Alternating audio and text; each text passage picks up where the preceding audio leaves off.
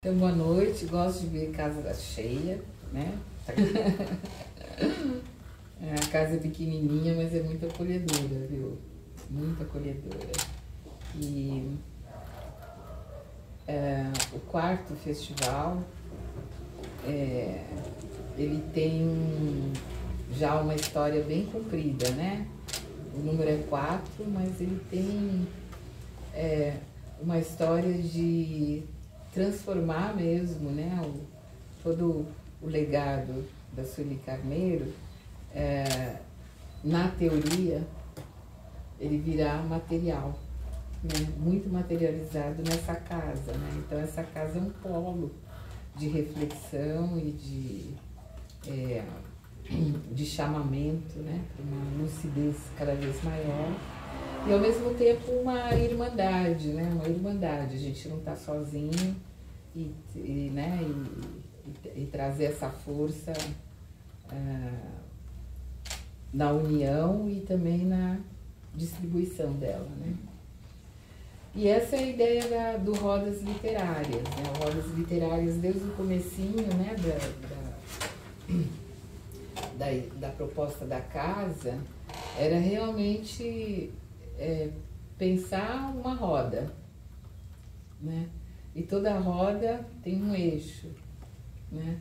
E esse eixo é uma roda literária que pensa o literário a partir das lições, né, da Sueli.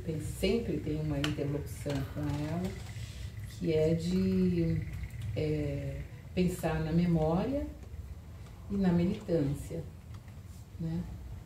E o Rodrigo, esse ano no quarto, né, no quarto festival, que tem um eixo também, né, que é falar sobre as afluências, né, as reparações.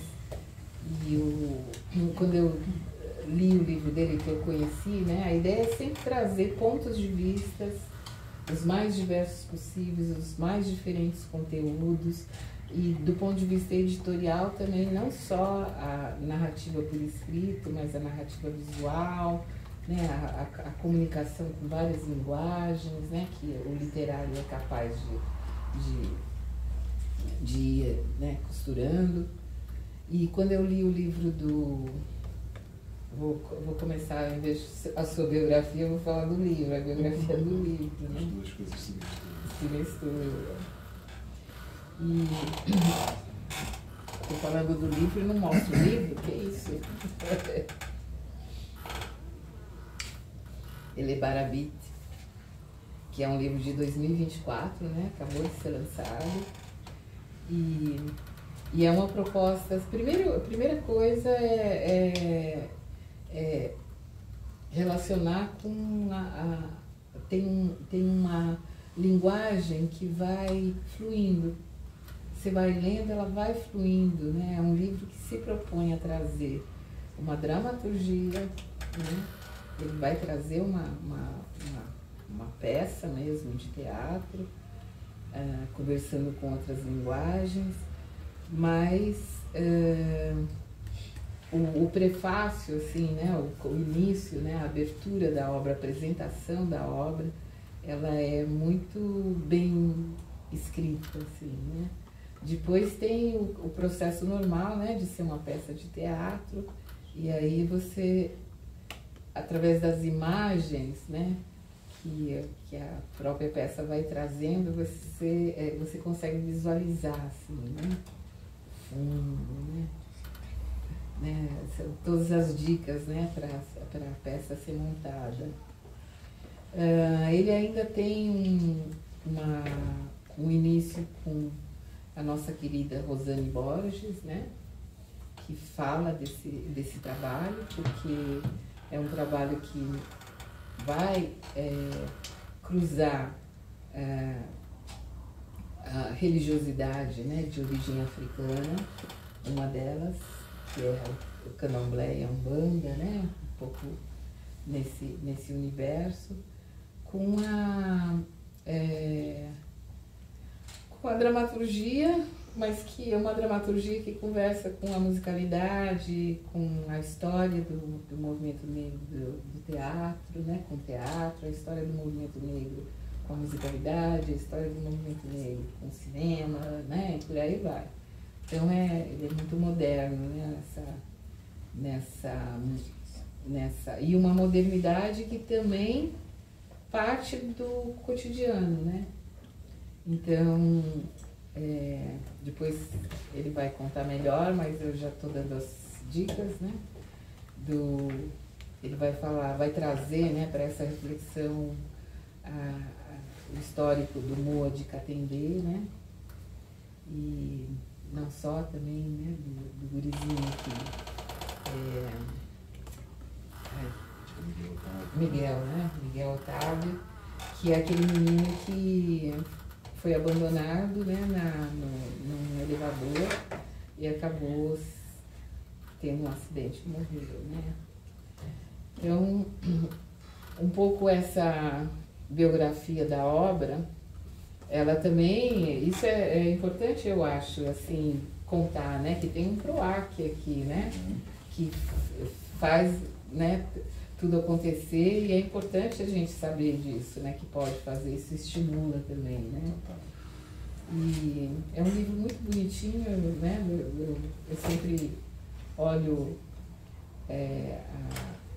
o projeto gráfico, né, então eu acho que ele tem um tamanho legal, tem uma densidade, né, dentro, mas ele ele é muito sedutor, né. E tudo isso para falar de Elebara, né? E então, agora eu gostaria de passar, né, pro Rodrigo e para você agora fazer uma trajetória da sua biografia, para quem não te conhece, né? Para todos nós. Você tem. Então eu tenho aqui o microfone. Boa noite. Heloísa, é um prazer te ouvir aqui, te conhecer. É muito interessante aprender sobre a obra com as leitoras, com os leitores, assim. Eu aprendo sobre aquilo que eu não vi, eu aprendo sobre aquilo que está ali, né? Que a sua leitura generosa, seus olhares generosos conseguiram apreender. E para mim é muito interessante, é muito prazeroso ter esse feedback, aprender do que se trata essa obra, porque enquanto livro é algo que não vai mais se transformar, né? Quando eu montar, pode ser que eu corte algumas falas, né? Sempre há uma chance. Está em movimento, né? Então, eu sou um ator, um cara do teatro desde criança. Comecei no teatro com 8 anos de idade. Comecei a trabalhar muito cedo com teatro no Rio de Janeiro, aos 12 anos. Depois eu fui para o audiovisual. Depois entrei na Capoeira Angola. Entrei para uma companhia de teatro negro no Rio de Janeiro em 2001, chamada Companhia dos Comuns, onde eu aprendi muita coisa sobre a minha própria negritude, sobre os processos de articulação entre memória e reparação da nossa comunidade, né? Essa companhia chamada Comuns, criada pelo Hilton Cobrinha, onde eu conheci Sueli Carneiro, onde eu conheci Helena Teodoro, Lúcia Xavier, né?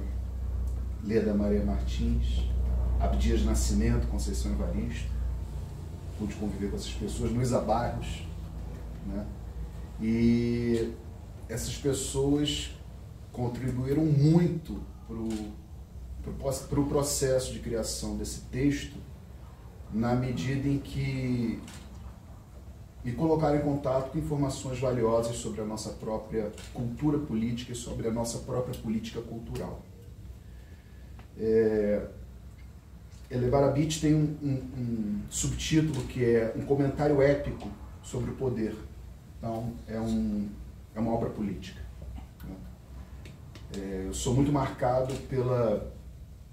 pelo contato com a obra do Fela Kuti, né? E tem uma de suas frases que é: a gente não é só artista, a gente também faz política. Quando ele procurou se candidatar à presidência da Nigéria, ele disse, pode não ser hoje, pode não ser amanhã, mas pode ser no mês que vem, no ano que vem, eu serei o presidente desse país, né? Então, sobre política, acho que existe um prazer negro nessa composição de uma arte política, porque desde sempre, nesse período moderno em que a gente se encontra, né? Pelo menos desde 1804, com a independência do Haiti, né? Desde 1791, com a revolta de São Domingos, a gente precisa ser essencialmente político. Lebara Beat nasce assim de um desejo de, em primeiro lugar, de fazer uma crítica consistente aos fundamentos da sociedade hegemônica, né? Dessa sociedade racista, patriarcal. E quando eu comecei a perceber que eu precisava desenvolver esse tipo de pensamento, eu achava que a minha grande inimiga na época, né? Aí eu falo lá dos idos dos anos 2000, né?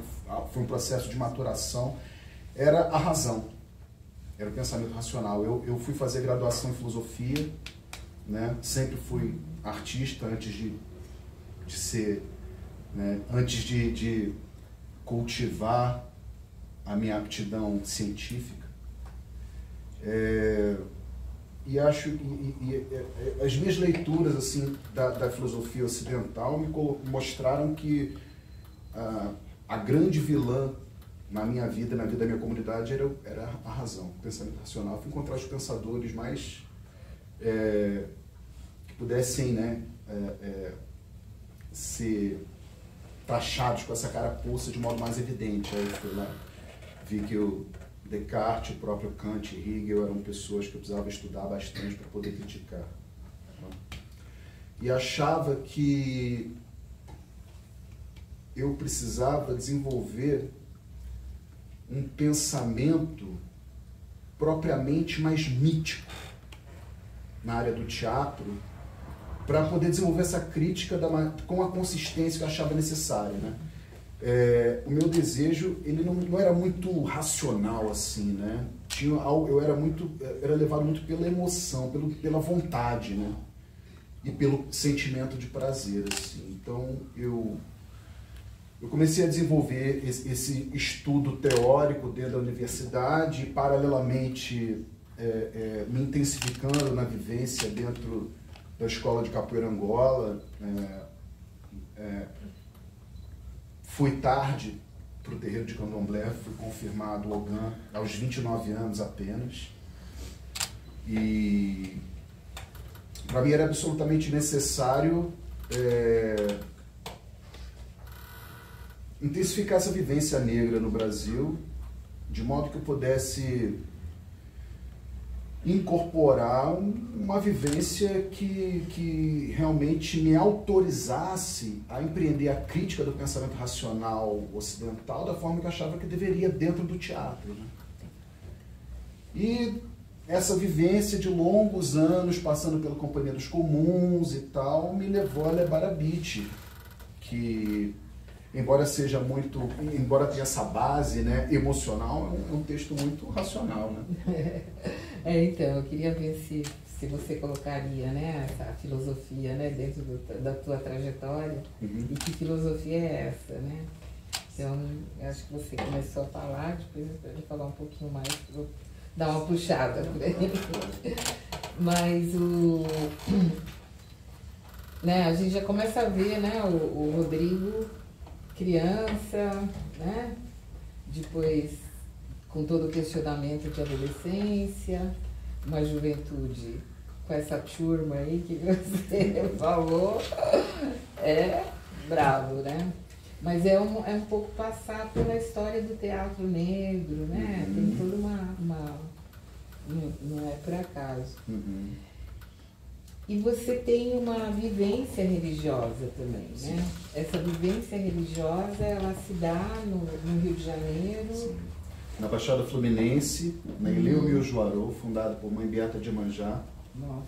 Agora, sábado, dia 28, é festa de Iemanjá, algum terra, né? Por isso que eu vou para o Rio. E que é um espaço em que a reflexão política é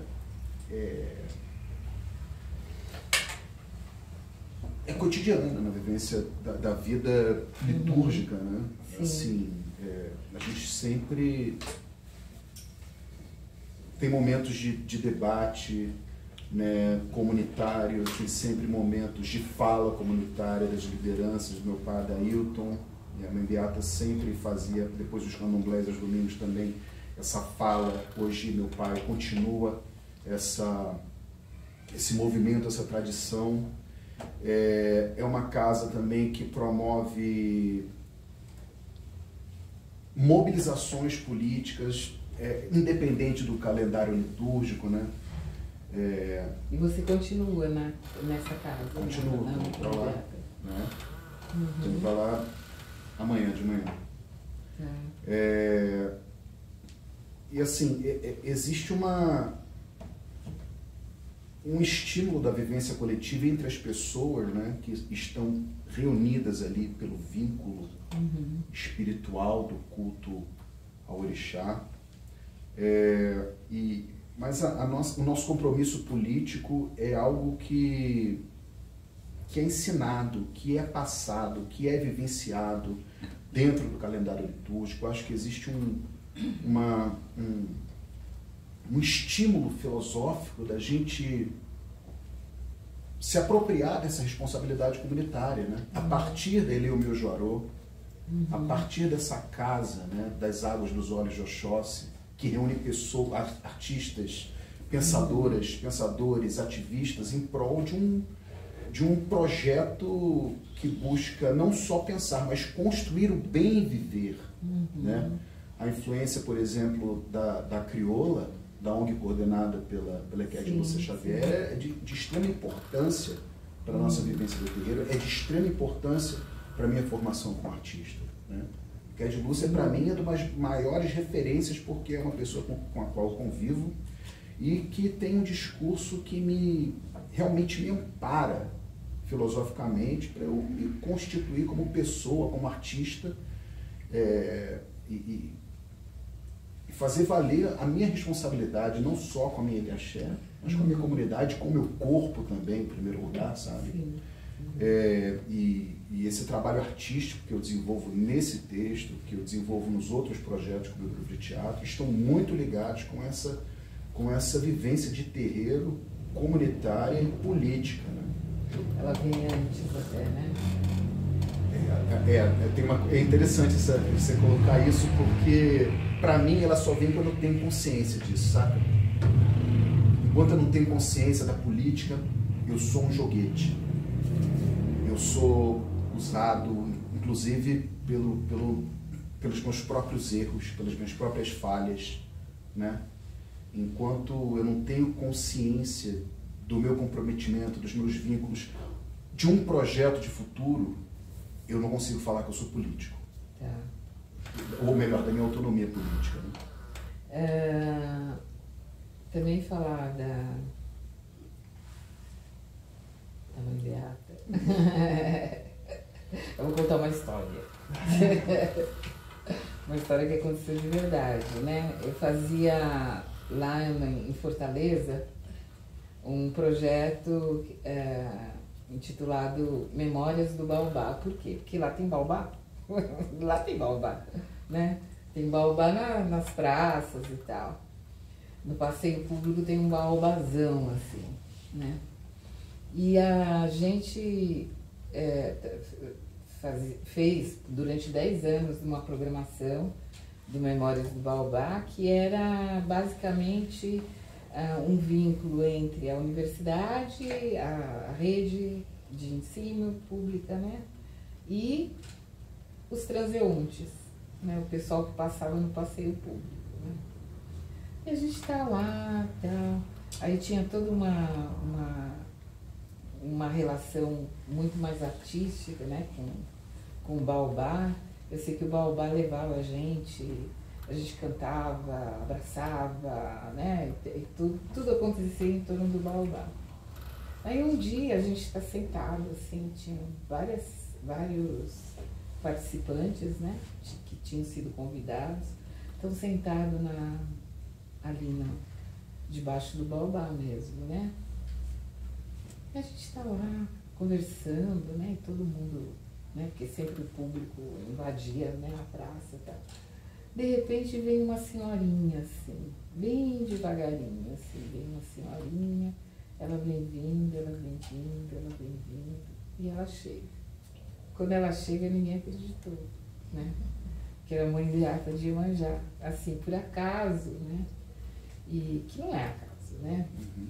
E aí ela fez uma fala linda, assim, linda, linda, linda, linda, linda, linda mesmo.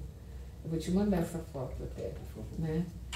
E eu não sei, a minha vivência também com o lado religioso, né, que tem essa origem continental africana, ele tem, é interessante você falar da razão, né? Para mim ele tem uma intuição, assim, né, que fala mais alto, né?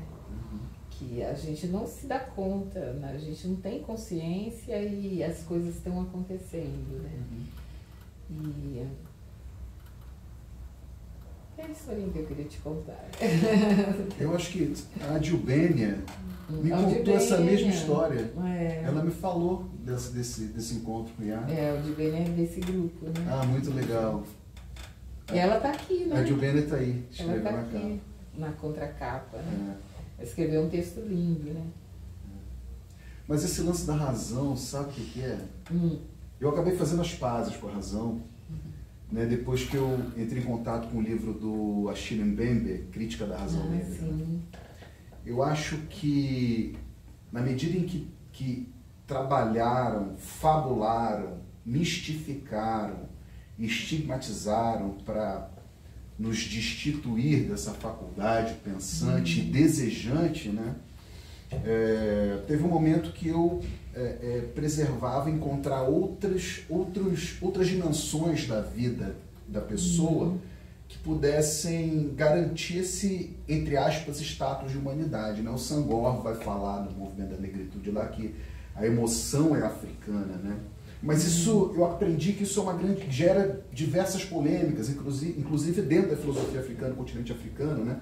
Ele foi bastante criticado por diversos filósofos, como um chamado Pulan Tundi, que tem um livro que foi traduzido agora, né, sobre filosofia africana, acho que pela Zahar. E esse lance da razão, né, negra a partir de Achille Mbembe, Senghor e um Tundi,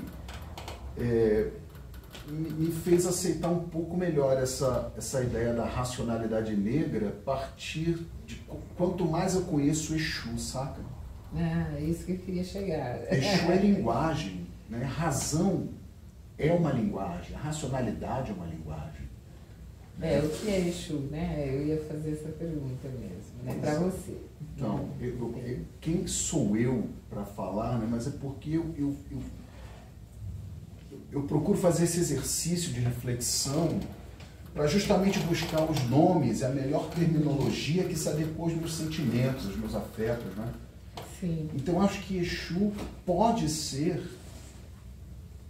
um dos nomes dessa razão negra, sabe? Porque Exu é ordem também, Exu é comunicação, Exu Ogixé é o mensageiro, né? E a linguagem é algo que é anterior a praticamente tudo, né? Antes da gente começar a aprender a falar o ABC, a gente percebe que estamos num meio por onde circula o ABC, compreende? A gente se olha, a gente vê, a gente percebe uma alteridade. Isso só é possível porque a gente está permeado de linguagem, a gente está permeado por Exu, sabe? Não à toa a cerimônia que propicia o bom fluir de qualquer xirê é o padê, é o ipadê, o encontro. E quem propicia o encontro é Exu Ogixé. Exu Elebó, aquele que leva a oferenda. Exu Onã, que liga esse caminho. Então eu vejo Exu como é um nome africano para a linguagem, saca? Para a racionalidade, não a razão cartesiana, a razão kantiana, a razão hegeliana, nada disso. Bonito isso, né, gente? Eu comecei a fazer as pazes com a razão depois de me obrigar a me exercitar na convivência com Exu. Ah, mas sem dúvida. Exu é Lebara, o Senhor do poder. Sim. Esse poder, o poder da comunicação, né? O poder. A linguagem é um poder. Sim, sem dúvida. E falando no poder, né? Porque a gente tem aqui Elebara, Bit, um comentário épico sobre o poder, né? Então, como é que você vai entrelaçando, né, o poder nessa manifestação, né? Porque esse livro é um manifesto, né? É um manifesto, né? Quer dizer, é uma narrativa contada pelo Rodrigo, né? Então tem toda a personalidade dele, né, nisso. E para falar de poder, como é que você coloca, né, para o pessoal ficar instigado a ler esse livro?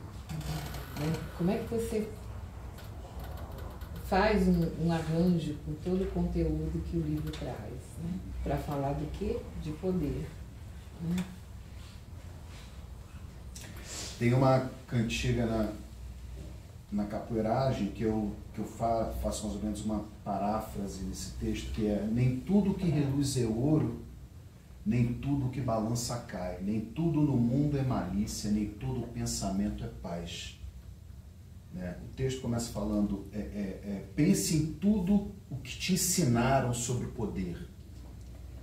Né? O que é o poder? O poder é uma faculdade, uma capacidade de quem manda. E que relação é a desse mando com a obediência? Será que quem obedece é destituído de poder?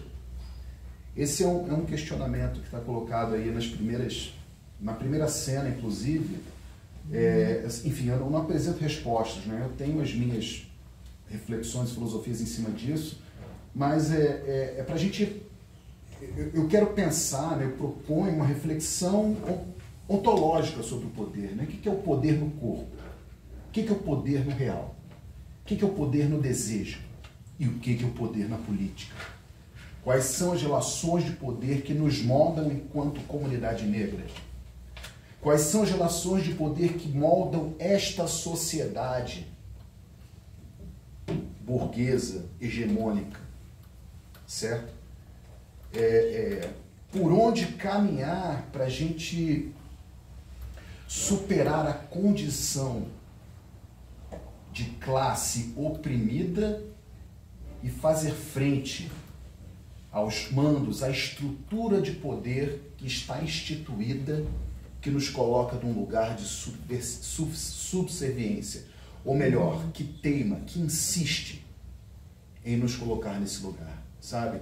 Então, o poder, essa ideia de poder nesse livro, nessa peça, ela é bem ampla. Eu procuro pensá-la assim, com o máximo de diversidade possível, que o meu pensamento limitado coloca ali. E é por isso que eu preciso das leitoras e dos leitores para me falarem também sobre esse tipo de relação, né? Eu apresento, eu não estou impondo ali, eu estou apresentando um comentário épico. Esse comentário épico é um comentário encenado, é uma narrativa sobre uma realidade mítica. A gente tem aqui uma encenação da história de nascimento de Exu Elebara, portanto uma narrativa mítica, né? Mas ela fala da construção de uma história, nesse sentido épico, né? No etimológico mesmo. O Rodrigo, ele vai, né? Ele vai intercalando, né?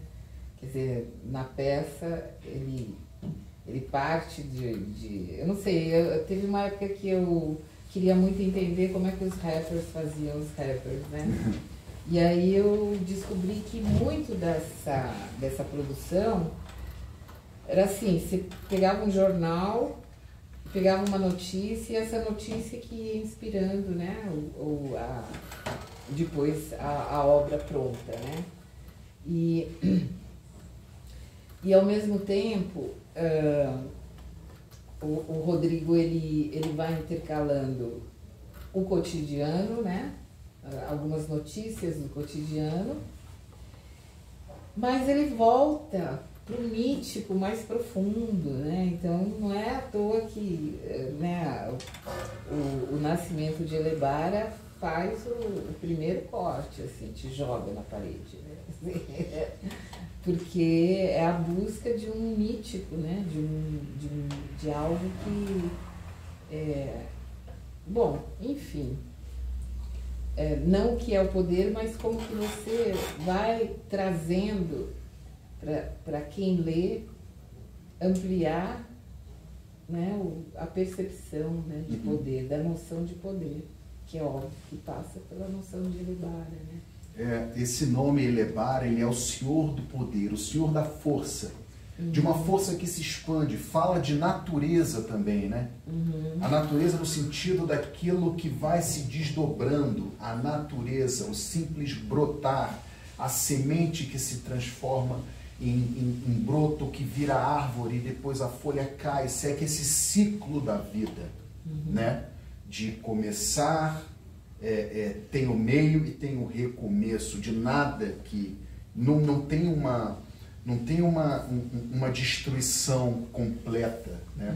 O próprio Itan do Nascimento de Exu Elebara aponta para isso, na medida em que ele é cortado pelo pai, né? Ele é desmembrado pelo pai, mas aquele desmembramento não significa a sua destruição, porque ele renasce dos próprios destroços, dos próprios estilhaços, né?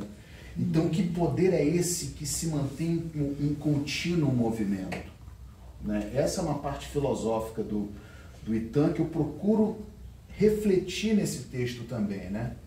Na medida em que a gente toma consciência, né, dessa dimensão, dessa realidade, que fala também do tempo, desse tempo espiralar, né? Já parou para sentir o espírito do tempo no teu corpo? O espírito do tempo como se manifesta na sua respiração, na consciência que você adquire quando percebe o ar penetrando o teu corpo, e da consciência que você adquire colocando o ar para fora do seu corpo, percebendo que isso é um ciclo que não se interrompe, né? Que poder é esse? De que forma essa consciência, de que forma essa convivência com o ar no seu corpo te arvora de poder para você construir uma existência, para você lutar por um bem viver, tanto individual quanto coletivo, né? Então, é mostrar que mesmo a política, ela está ligada a uma ontologia, a uma necessidade do ser se afirmar enquanto pessoa, enquanto grupo, enquanto coletivo, enquanto sociedade, para se arvorar a transformação política de um certo grupamento social, de uma certa estrutura de sociedade. E você, na tua biografia, você aplica isso, né? Eu tento, né? Porque, assim, eu estudo para poder construir a minha vida, né? Acho que assim, a teoria, ela, para mim, não faz muito sentido se ela estiver dissociada da prática, sabe? Ou seja, a teoria induz a uma ética. Então, ética e epistemologia são dois lados da mesma moeda. A meu ver, assim, eu procuro viver dessa forma, procuro criar meus filhos dessa forma, procuro compartilhar isso com os meus alunos, né? Não nessa relação vertical de quem ensina e o outro vai aprender, não. Como eu falei, não sei se eu falei para você, mas falei antes, acho que sim, né? Aprender com alteridade, aprender nessa circularidade, nesse compartilhamento, me tornar mais presente, não digo nem mais forte, mas mais presente no momento, né? Eu acho que nesse mundo que a gente está vivendo agora, quanto mais presente a gente se tornar, tô falando assim agora, a gente perceber o fluxo de cada segundo da nossa vida, manter-se na presença, né? É aprender a combater o fluxo e a sedução da alienação constante. O mal da pessoa é a alienação. É você estar aqui de corpo, mas sua cabeça está lá no jogo do Flamengo. Ou então no boleto que você tem que pagar e você não está presente. Sinto muito, mas não está presente. Minha profissão como ator, o meu ofício de capoeira me obriga a estar presente o tempo inteiro. Senão ou eu tomo uma rasteira, uma cabeçada e sai sangue do meu nariz, ou então eu não faço a cena de verdade. Tá, ok. Eu não sei, eu tenho uma percepção assim que é o oposto disso, né? Então, eu não sei se é coisa de velhinhos. Não, são coisas complementares. Né? É quase, o Gil esses dias disse uma coisa assim, o tempo vai passando e a gente vai esquecendo umas coisas, né? Que é onde a lucidez, ela não está nessa obrigatoriedade, né, da vida que nos pede o tempo todo uma presença, né? Uma presença que vai ser luz, vai ser lucidez, né? Luz no sentido de lucidez.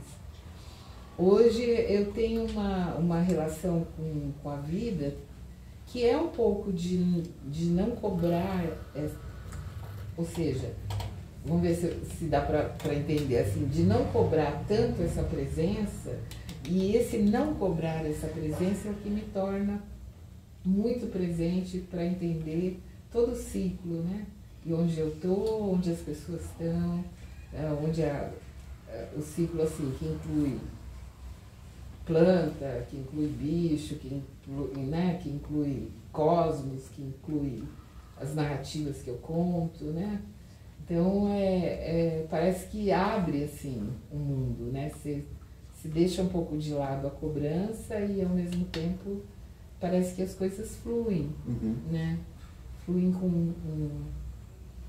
Não acho que seja uma alienação, acho que é o contrário, né? Eu acho que a tua lucidez, ela pode se expandir de uma outra forma. Mas a gente só entende isso quando a gente tá velhinho. Não sei se serve para muita coisa. Mas né? É porque quando eu falo de alienação, não está muito ligada à lucidez, né? Ela está ligada a uma conexão com a respiração, com o estar, né? Em permitir que o fluxo do pensamento caminhe da maneira que ele quiser. Isso. Perceber que você é feita de múltiplos movimentos, múltiplos processos de mudança interior, de que você é uma pessoa múltipla e que abrir mão da intelectualidade, da mentalidade também faz parte. É isso que eu penso, né? Não sei se eu estou falando no sentido que você pensa também, mas quando eu falo de alienação, não é nesse sentido propriamente intelectual, mental, né? Mas é você, inclusive, perceber de um ponto de vista cosmoperceptivo, né? Com uma cosmopercepção, não com uma visão de mundo, né? Uma cosmopercepção ligada à sua pele mesmo, a pele de todos os órgãos, né? A sua audição. A gente vai perdendo a audição com o tempo, a gente vai perdendo a visão. Mas esse contato do ar, quando a gente respira, que vem por dentro do corpo, né? Mesmo que seja sutil, mesmo que o nosso diafragma esteja fraquinho, alguma coisa permanece ali. Você fica mais sensível à qualidade do ar, isso com também. certeza. Né? Você fica muito mais sensível a querer um ar bom. Né? É o que vale a pena. Né? Então você tende né? A musicalidade, ela ajuda muito a pensar, né? Isso. Total. Né? Porque às vezes ela vem e pá, né? Diz exatamente aquilo que a gente, o não dito, né? Total. O não dito, Total. né? E aí, pensando nessa musicalidade, você traz também essa esfera do beat, né? O Afrobeat é uma referência para mim, que indissociável da minha formação artística, né? Pelo seu lado político, pela sua potência sonora.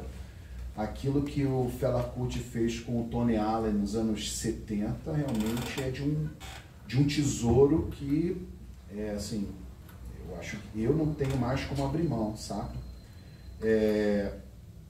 E tá completamente... Eu tentei impregnar a peça completamente de ritmo, né? É uma peça escrita em verso e prosa, né? Muita prosa, mas algumas coisas... Tem as partes musicais são todas em verso, tem um ritmo ali que ajuda a orientar o andamento da cena, o andamento da ação, o andamento da discussão, né?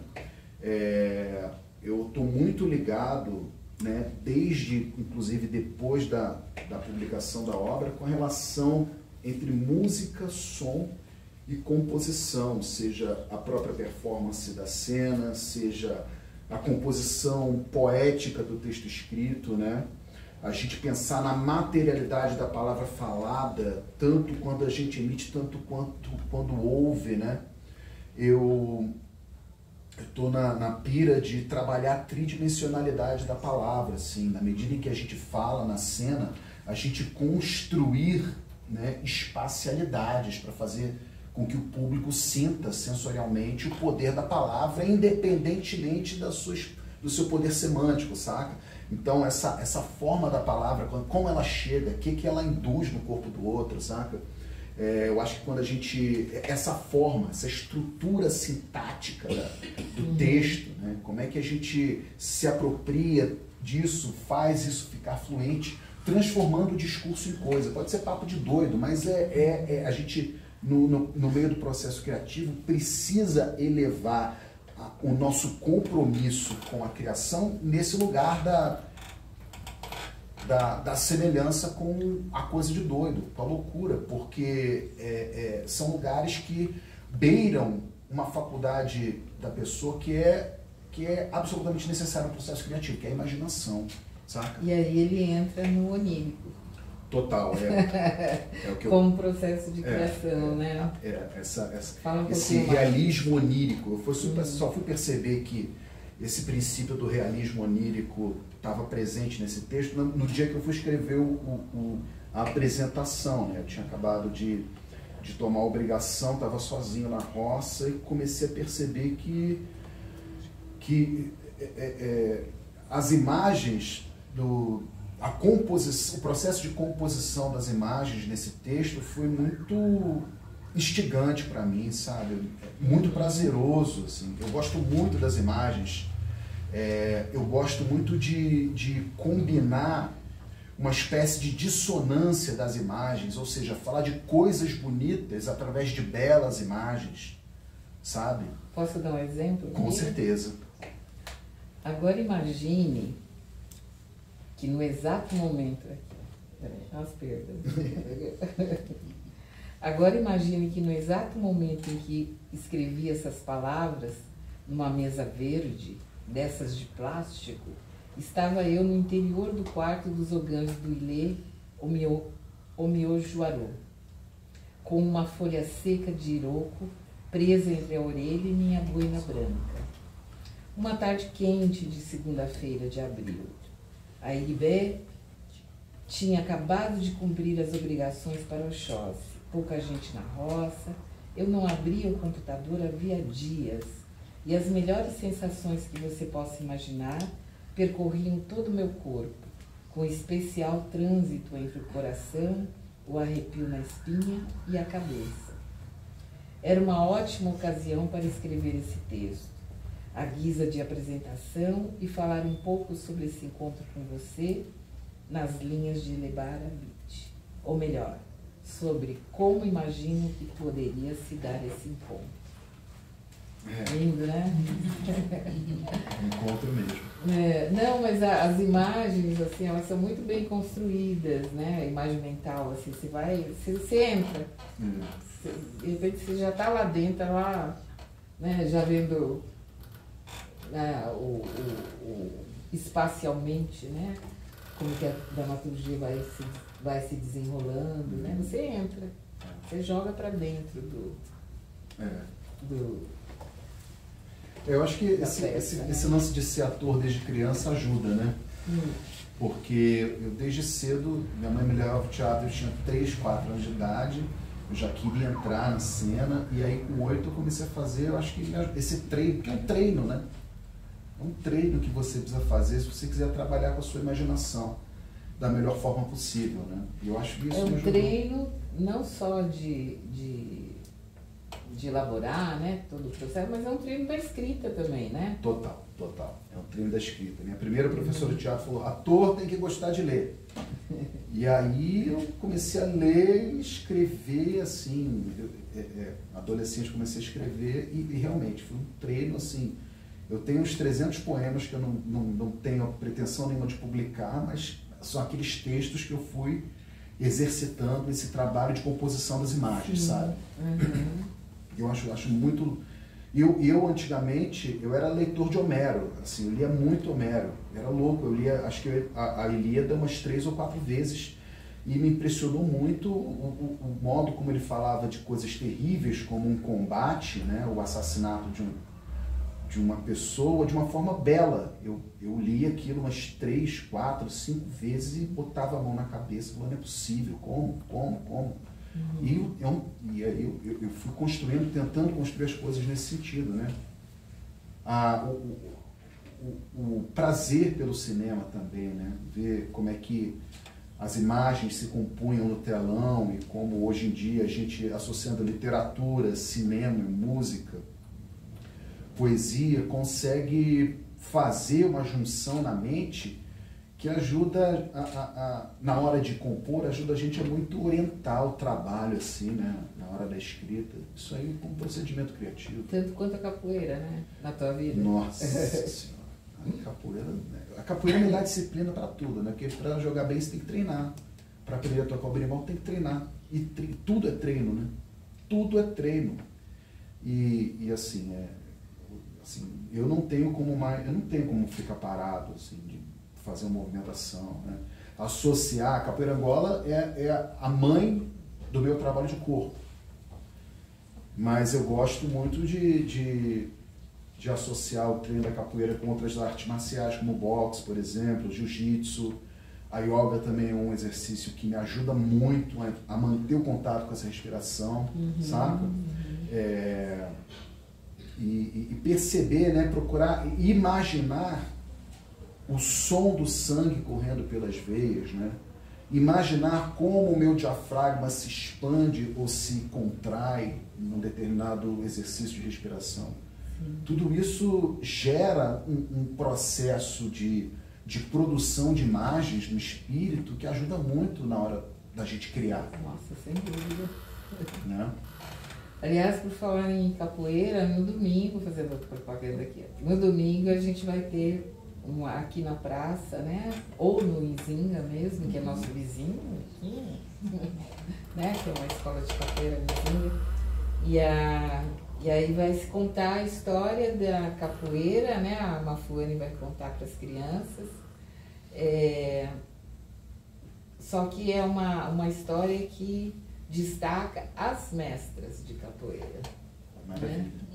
E uma homenagem a Janja, né, que está aqui no Izinga. Então acho que vai ser legal se vocês estiverem por aí. Traz a criançada que vai ser bom. Mas ainda pensando na capoeira, Rodrigo, o Moa de Catendê, né, assim, te fisgou mesmo, né? Aquele episódio, o que me deixou muito indignado foi o fato de numa sociedade como essa, um homem negro matar o outro por causa de uma mitologia branca do país que está partindo dos lados, né? Dessa polaridade produzida. E como é que a gente é levado a acreditar isso de uma forma tão profunda a ponto de esquecer que o princípio da raça é tão valioso, né? O princípio do próprio berço histórico, social e cultural também é muito relevante na construção da nossa vida, para a gente se permitir acreditar em diversas mitologias que são propagadas na cultura, né? Então isso me deixou muito... Achei interessante esse caso, né? Porque não foi só entre Mestre Moa e Paulo Sérgio. As guerras fratricidas, de um modo geral, elas são motivadas muito por essas fábulas que criam, né? Sobre uma pseudo-produção de problemas que acaba seduzindo determinados indivíduos, fazendo que eles rompam o seu vínculo racial, seu vínculo social, seu vínculo histórico, né? Seu vínculo fraterno. E isso, como você bem diz, né? Ela não é só a história do que ocorreu, né? Com o Moa e o agressor, né? Porque essa guerra de fratricídio, ela está completamente aí, né? Faz parte da situação colonial, né? Eu não sei se eu falei aqui dos Condenados da Terra, ou se foi antes, né? Que nos Condenados da Terra, por exemplo, ali, o Fanon, no capítulo sobre a violência, ele apresenta como um dos fatores que levam ao fratricídio negro, ou ao fratricídio entre colonizados, é essa imposição do sistema colonial que, aí são palavras minhas, estressa tanta gente que nos deixa numa tensão muscular permanente. E essa tensão muscular, ela precisa de extravasar. Não é à toa, por exemplo, que em cada comunidade existe um sem número de botecos, de adegas aí, né? Se a galera não briga, a galera precisa beber, né? A galera precisa extravasar essa tensão, esse sofrimento, essa autocobrança de alguma forma. E daí, aí, já no contexto dos Condenados da Terra, essa forma de extravasar, de descarregar essa tensão muscular é irmão matando irmão, saca? O auge disso, né? A ponta disso, né? Pois é, uma das consequências funestas disso, né? Mas a gente está vivendo um tempo de guerras fratricídias, né? Você tem exemplo não falta, né, gente? Total, né? Eu penso muito agora no que está acontecendo no Burkina Faso, com o Ibrahim Traoré ali, como ele foi levado enquanto militar, né, a combater rebeldes, né, jihadistas, em nome de um governo que ao mesmo tempo dava armas de plástico para eles combaterem os rebeldes, e quando ele vai pedir armas de verdade para o governo não tem armas para dar. Então é um jogo muito louco, né? Então são os interesses externos, assim, manipulando as sociedades tradicionais, as sociedades que buscam produzir um bem-estar verdadeiro, uma política de bem-estar verdadeiro para a população, sabe? Para as pessoas, né? E como isso está tão... Isso é tão distribuído, muito bem sistematizado, faz parte de uma história, de uma construção tão antiga, né? Que às vezes chega a dar desespero só de pensar em resolver, né? Uma impotência, né, muito grande, né? Que muita sensação de impotência. Mas ao mesmo tempo o Senhor das Armas está sempre ganhando, porta, né? Isso é bravo. Tem toda... Mas enfim, essa obra, você sai dela esperançoso. Que bom! Né? Você sai dela esperançoso. Porque eu terminei de escrever, eu estava absolutamente pessimista. Por quê?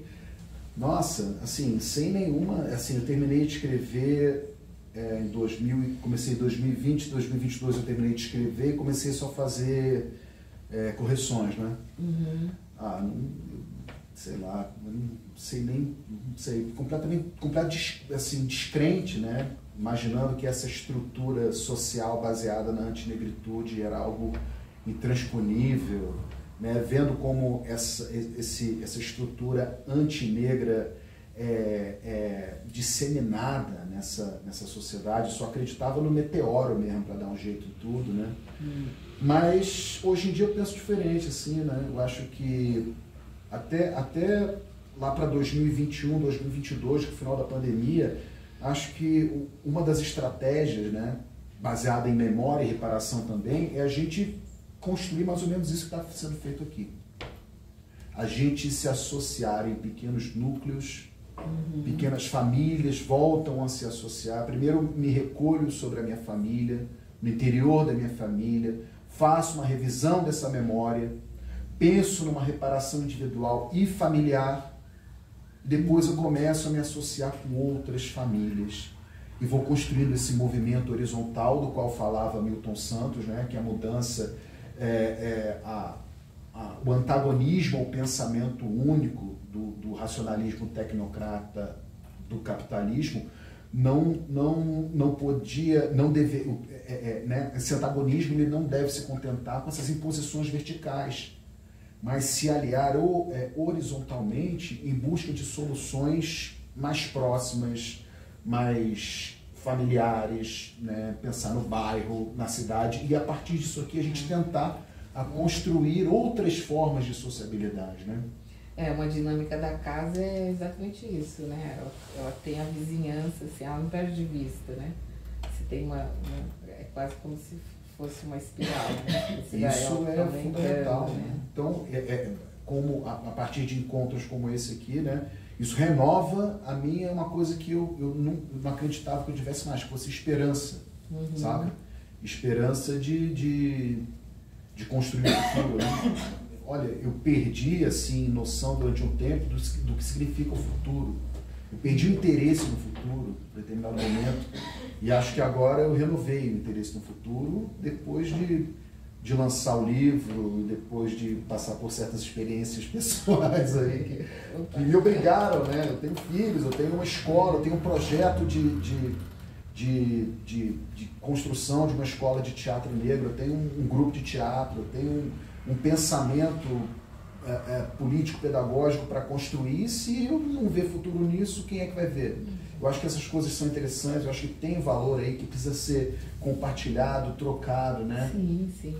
Construtivo, né? Construir. Né? Construir, exatamente. Vamos ver se alguém quer fazer algum comentário, quer fazer uma pergunta. O que o Rodrigo está estimulando na cabecinha aí de vocês?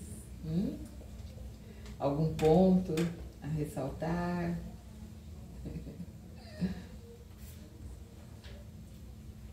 Se ficou alguma coisa confusa, né? Às vezes eu tenho a sensação que eu falo de uma forma que pode gerar muita margem para confusão, embora eu me esforce para falar com absoluta clareza, assim, com absoluta lucidez, assim. Será que o Rodrigo está sozinho nessa? Ou essas questões passam, né, pela nossa história também, né? Mas não é obrigado a falar nada. Se alguém quiser, é um espaço que a gente tem, né? Opa, temos lá. O cameraman vai falar. Eu vou usar o microfone para gravar. Você comentou a questão do Afrobeat e também a musicalidade, né? Queria entender um pouco essa relação da musicalidade africana com a brasileira, assim, principalmente atual, assim, tanto antiga quanto atual.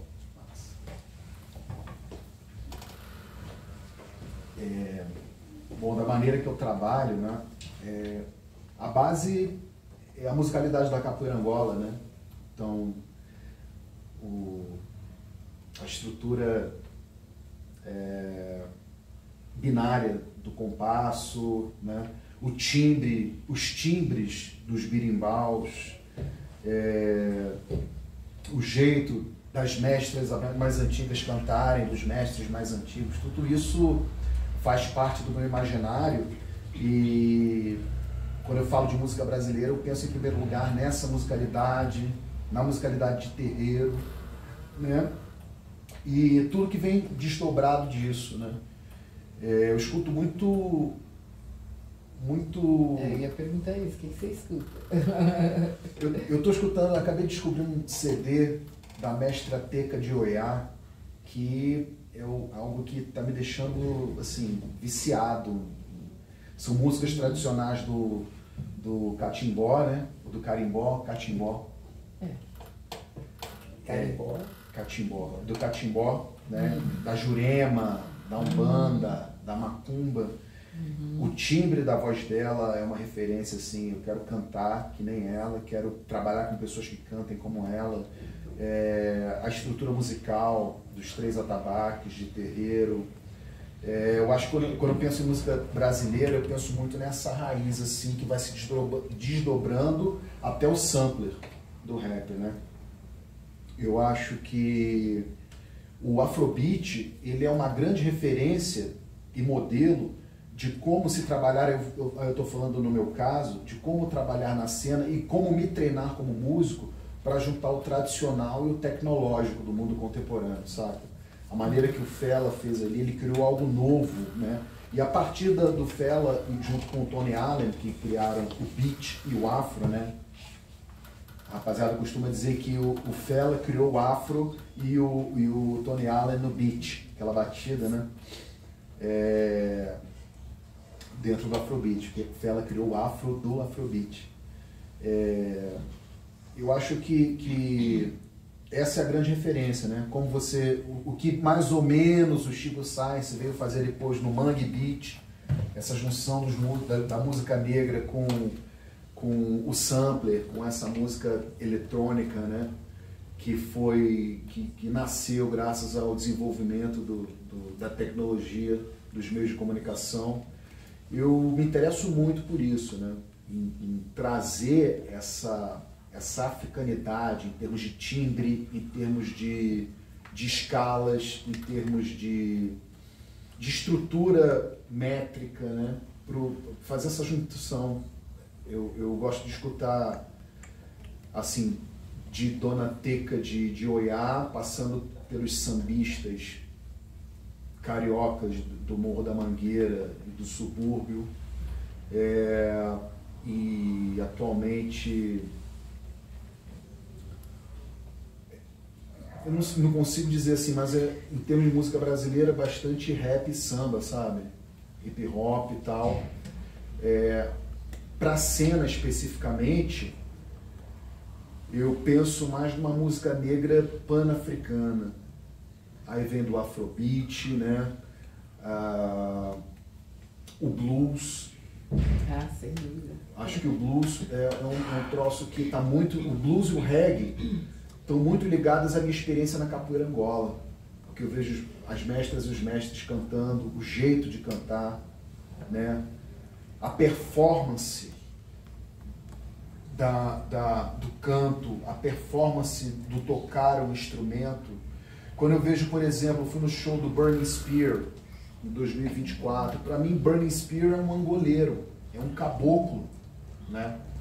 É um cara que eu vejo assim, cara, realmente essa experiência da unidade da diáspora africana faz muito sentido, porque eu vejo no Burning Spear o gestual, a performance de um angoleiro das antigas, do recôncavo baiano, saca? De um caboclo que vem em terra dançar no barravento. Então eu me interesso por isso, né? Como a gente consegue encontrar, identificar essa unidade africana nessas diversas manifestações musicais. Eu acho que no Brasil a gente padece muito de um sistema de apropriação da identidade negra na música, e eu me interesso mais quando essa identidade ela é revelada espiritualmente nas artes tanto antigas quanto contemporâneas da expressão negra, saca? Nos artistas, por exemplo, para mim, e o que eu estou te falando, essa espiritualidade musical está em Racionais da mesma forma que está no Candeia. Da mesma forma não. Essa expressão, né, da espiritualidade negra, para mim, se manifesta tanto em Candeia quanto na musicalidade dos Racionais, como no meu mestre Marrom cantando numa roda de sexta-feira do grupo, na mestra Janja cantando no CD Medzinga, saca?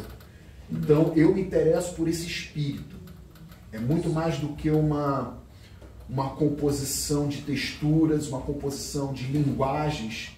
O que me pega na musicalidade, é essa expressão do espiritual, que aí você pode interpretar da maneira que você quiser. Mas se me proporcionar um arrepio na espinha, é isso que eu vou em busca, sabe? Quando eu falo, né, da cabeça, do arrepio na espinha, é isso. Para mim, o critério de verdade é o arrepio na espinha.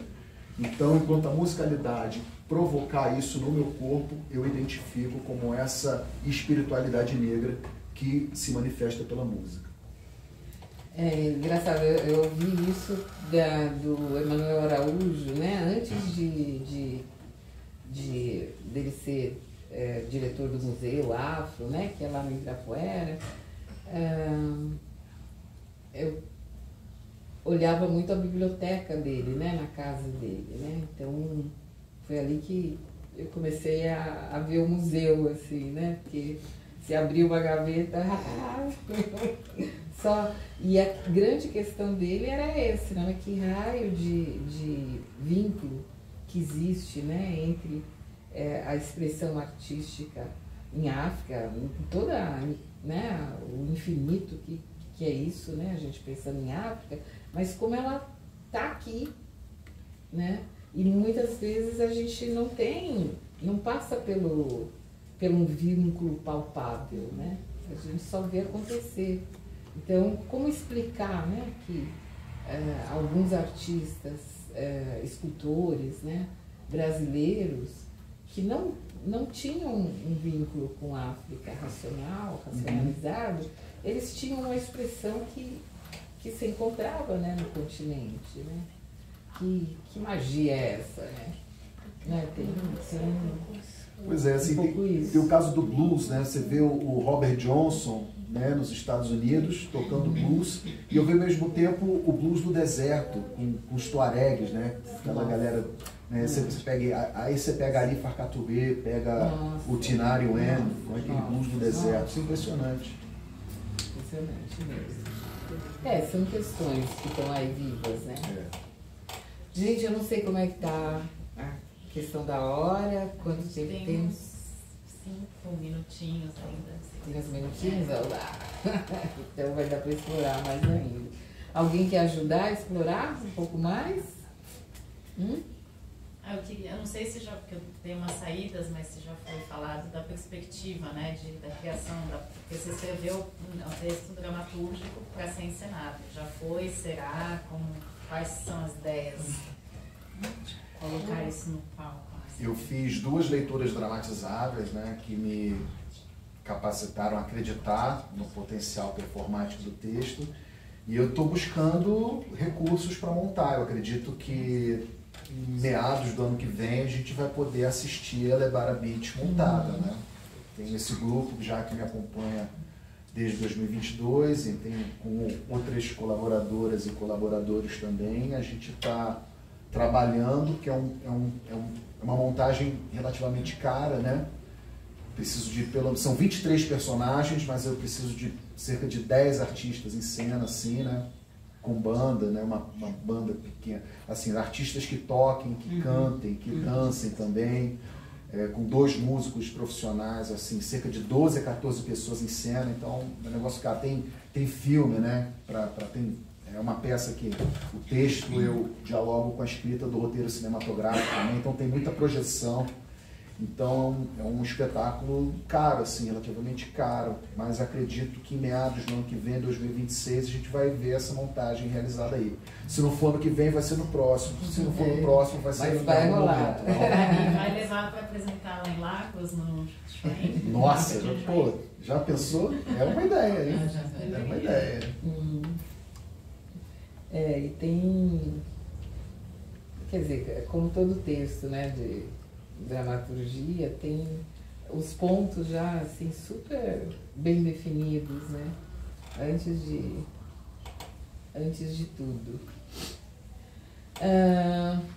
Faltou dizer alguma coisa? Não sei, eu tenho a palavra solta, assim, eu posso imaginar alguma coisa e continuar falando aqui, mas eu me sinto contemplado. Então, vamos saudar, né? Saudar, muitos salves, né? Para ele elevar a beat. Eu acho que tem eu não conhecia o texto, né? E aí no trabalho de definir, né, quem que vai para a roda, porque a gente tem o rodas literárias aqui, mas ele é muito ele ainda assim ainda ele está conquistando o espaço dele, né? Para fazer acontecer uma roda tem muito trabalho, né, por trás. Então a gente seleciona muito bem nessa ideia do literário conversando com todas as linguagens, né? E aí esse ano, por um acaso, né, que não é acaso, esse trabalho especificamente, ele é um fluir, assim, né? Um fluir, assim, com várias, desafiando, né, a ler um texto pensando no teatro já, né? Você lê o texto pensando no corpo, na dança, você lê o texto, né, pensando na musicalidade, né? Então, ele é uma força, assim, né, para se pensar a força. Por isso que ele ele dá muita esperança, né? Uhum. Legal. Então, é isso, né? Quero agradecer muito, assim, você ter aceito, né, o convite. E você está indo para o Rio mesmo? Então... Poxa, eu que agradeço pelo convite da Luanda, da Luísa, Casa Júlio Carneiro. Como eu falei, eu vou repetir e enfatizar que eu costumo celebrar compromissos, né? Um deles foi em 2005, lá no Teatro Vila Velha, Salvador, na ocasião do primeiro Fórum Nacional de Performance Negra, diante do Biratã Castro, então presidente da Fundação Cultural Palmares. Eu tive a honra de ver celebrado um compromisso da Fundação Palmares com a Companhia dos Comuns e o Banco Teatro Lodum para a realização bienal do Fórum Nacional de Performance Negra. Então, o projeto na performance negra, que eu acredito, ele envolve esse tipo de compromisso e responsabilidade e me coloco aqui à disposição para a gente continuar desenvolvendo esse vínculo, mantendo as conversas, as articulações. Estou disponível, né? E eventualmente da Malta, que é o meu grupo, ocupar esse espaço de alguma forma, né? Acho que a gente produzir esse tipo de articulação é fundamental para a nossa cultura política, para a nossa política cultural também. Quero agradecer esse encontro, esse empadê e dizer que estou plenamente satisfeito, agradecer a Arielle pela parceria, pelo trabalho conjunto. E, enfim, estou à disposição, né? O negócio começa, tem o meio, começa de novo, que a gente vai para o próximo ciclo. Obrigado. Não, e a gente tem essa história de entrou na roda, é para dançar, né? Então é um pouco isso, de não perder, né? Já tem o Rodas Literárias tem uma história, mas dentro da história da Casa Felipe Carneiro ele fica mais forte. Maravilha. Só anunciando também que eu estou terminando de escrever o segundo texto, uma trilogia, Levar a Beat, Batalha, que é uma peça sobre a Revolução Haitiana, e a terceira peça chama Quilombitude, que é sobre esse conceito que eu trabalho na minha tese de doutorado. E, enfim, daqui a... Eu adoro essas semânticas novas, gente. Como é que é? Quilombitude. Quilombitude. Eu tenho um livro para crianças que chama Quilombololando. Olha, muito bom. É isso. Faz parte. Né? Essa então, conferência. Brincar com, né, com a palavra, né, com as palavras. Pois é. Inventar. Exatamente. E aí tem esses compromissos aí apontados. Mas você tem uma base aqui em São Paulo. Tenho. A Casa da Arielle. Então, Arielle, por favor, sinta-se completamente dentro dessa roda junto. Claro, né? Com certeza. Bom, Sentido, sim. Obrigada. e depois a gente não se perde mesmo. De né? jeito A gente nenhum. vira e volta, vai chamar, né? A roda vai rodar e vai chamar de novo. Então, muito obrigada a cada uma que veio aqui, cada um também. Ó, cada um lá, olha! Tem um cada um também. Né? E nessa noite fria, estamos aqui, né, cumprindo essa tarefa, né, geracional de ter uma troca, né, de uma conversa boa também. Então, muito obrigada, tá? Obrigada, Luanda. Obrigada a vocês, obrigada a todos. E seguimos inventando, né? E criando. Sigamos.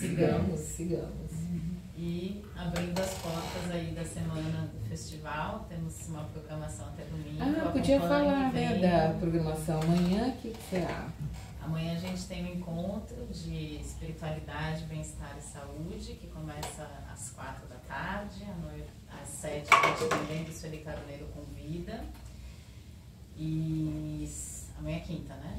Aí sexta a gente tem também uma rodas intelectuais às 2h30, que também é uma relação de saúde da população negra. Às 4h30, à noite a gente tem o lançamento do novo livro da Cidinha, no Aparelho a Luzir, depois Sarau. E sábado tem encontro com Mulheres Negras em Marcha, às 10. E à tarde temos uma roda intelectual com a de Acervos Negros, às 2h30, e depois às 6 a gente tem Roda das Artes, que vão ter conversa e performance. E domingo a gente tem roda na praça. Roda para literária criança. para as crianças, às 10, e roda de capoeira às 15. Então venham, espalhem, ajudem a divulgar para a gente encher essa casa mais e mais. É isso aí. Então, obrigada, boa noite. Obrigada. Obrigada, meu filho. Obrigado. Ok, né? Quero.